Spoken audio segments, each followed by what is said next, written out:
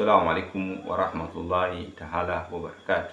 Alhamdulillahi rabbil alamin wassalatu wassalamu ala rasulillah sallallahu ala alihi wa sahbihi ajmain, amma ba'd. Baada, ndugu zangu katika Nado Online TV, leo nikupeni faida ya mti unaitwa mstafeli. Watu wengi tunao majumbani kwetu, watu wengi tunafahamu mstafeli, lakini hatuna faida nao katika masuala ya tiba.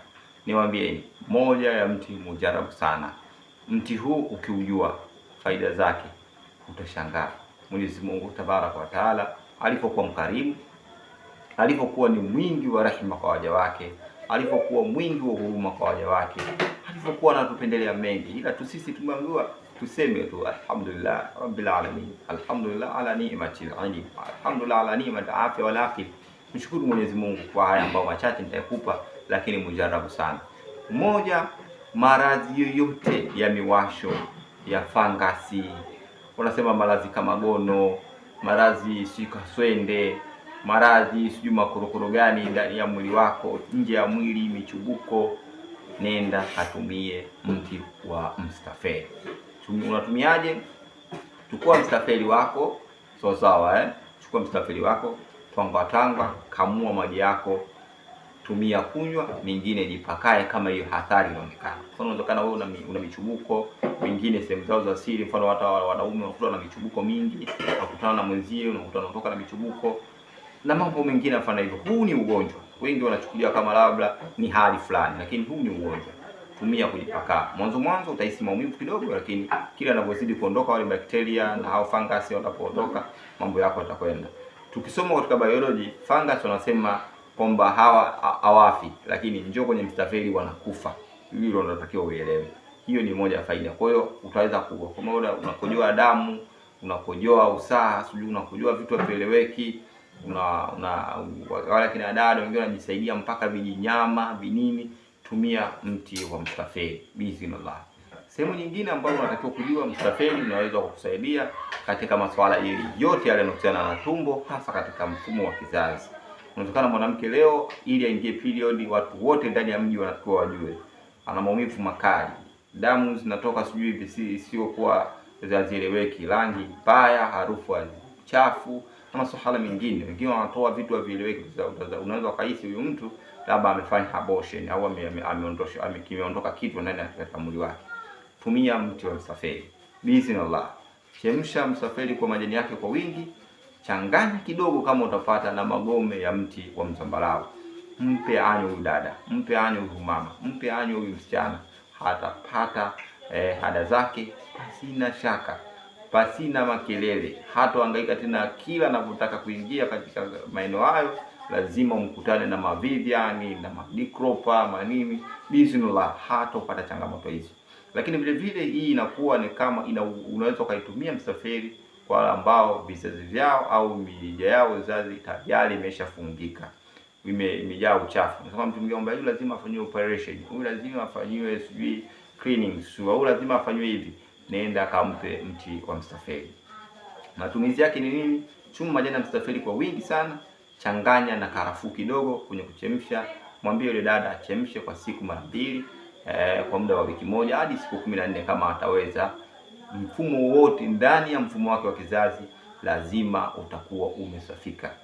Hatapata siku zake kama tulivyosema katika njia nzuri, sio kuwa na shida kama ulivyotumia mwanzo, lakini hii itafungua mirija yote na itakuwa hasbabi bismillah. Mwenyezi Mungu akakujalieni, mnaweza mkapata kitoto pasina changamoto yoyote ile, pasina misukosuko yoyote. Chukua majani ya mstafeli kwa wingi, changanya na karafuu kidogo, chemsha kwa muda wa wiki moja mpaka siku 14. Utakuwa mwenye kustahajabu sana. Lakini hata ukiambiwa labda una uvimbe, unaambiwa labda kizazi chako kina maji, wengine wanaambiwa kizazi sijui kina kwingine wanaambiwa kuna maji, wengine wanaambiwa kuna uvimbe au kuna uchafu, tumia hii dawa, wewe utakuwa changamoto hiyo imeondoka. Hata ukiambiwa leo tunatakiwa tukufanyia operation, rudi nyumbani kwanza, tumia dawa hii. Baada ya muda wa wiki 2 au wiki 3, nenda kafanye tena check up bismillah, utakuwa mwenye kushangaa. Lakini vile mstafeli unaweza ukawasaidia hata wale ambao wenye uvimbe, wenye mwili ambao umechanganyikiwa sana ndani ya tumbo, huyo ni mwanamke au ni mwanaume. Hata wale ambao wanaume wenye waliopoteza uwezo wao kwa sababu ya maradhi ya ngiri au tumbo lisiloeleweka, mpe majani ya mstafeli, achemshe anywe. Lakini huyu anashauriwa aongezee pamoja na majani ya mzambarau pamoja na magome ya mzambarau. Chemshie kwa wingi sana, hanywe, hata uwezo wake utarudi, atakuwa na nguvu ya ajabu sana. Kwa wale ambao wanamume waliopoteza mbegu zao uwezo wa usafishaji au uwezo wa kutunga, mwambie atumie mti huu kwa mfumo huu. Achukue mizizi majani ya mstafeli pamoja na majani ya mzambarau pamoja na magome ya mzambarau. Akipata na magome ya mbedodo, anaweza akachanganya kwa ajili ya kurudisha uwezo wako maradufu zaidi.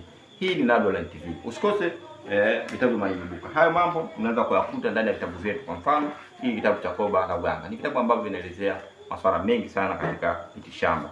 Lakini kuna kitabu hichi cha Uchawi wa Pwani, sawa, kuna kitabu Barahati namba 2, kuna Nguvu ya Tiba. Hizi ni baadhi ya vitabu ambavyo vimetoka mwaka huu. Lakini kuna vitabu vingi sana sana kwa uwezo wake Mwenyezi Mungu. Na vitabu vyote unaweza ukavipata kwa shilingi 10,000 yako. Gobole la Uganga. Kitabu hichi lazima mganga uwe nacho. Kwa nini?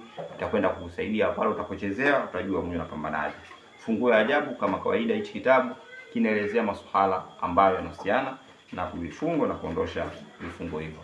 Lakini uchawi wa madini na maajabu ya mgodini, hichi ni kitabu kitakusaidia wewe unaishi huko, sijui uko Mbeya, upo Chunya, upo Mwanza, kuna madini huko ulipo, upo Katoro, upo Nyangalata, upo wapi pengine kule Kahama nimepasahau, lakini nakumbuka tushapita pita huko na watu tumewasaidia kupitia njia hizi ambazo ndani ya kitabu. Lakini upo Msumbiji, upo Kongo, biiznillah unaweza kukusaidia hichi kitabu kama wewe uko kwenu kuna masuala ya madini. Miujiza miujiza mikubwa katika Surati Yasin ni kitabu ambacho tayari kishajieleza. Ngome ya Tiba, hichi kitabu ambacho kinahusiana zaidi masuala ya tiba, mitishamba, Qur'ani, tanasmati na mambo mengine. Safina Nzito ni kitabu ambacho nimeshasema mara nyingi. Hichi kitabu nasema ni kizuri sana kwa mtu anayeanza kabisa hivi vitabu, kwa sababu itakusaidia kujua mambo mengi sana kwa haraka.